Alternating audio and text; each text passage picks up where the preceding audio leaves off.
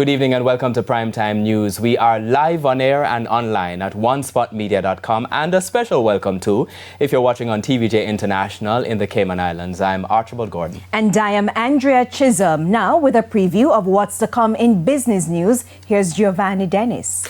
Well, Andrea, the University of the West Indies raises $3 billion in bond offer to reduce interest payments. I'll have that and more in the business day. And speaking of what's coming up, Jermaine Brown is here with a preview of Primetime Sports. Well, here what's coming up, Archie. Well, the Cricket West Indies president has his say on the proposed two-tier system for Test cricket. We'll tell you about that and more a bit later on. Thank you, Jermaine. And to tell us what's coming up in weather, here's Romaine Robinson. Thanks, Andrea. Now, the frontal system that was in the northwestern Caribbean is now a stationary front that is just north of the area. So we are expecting cooler conditions, especially across northern parishes come tomorrow and the weekend.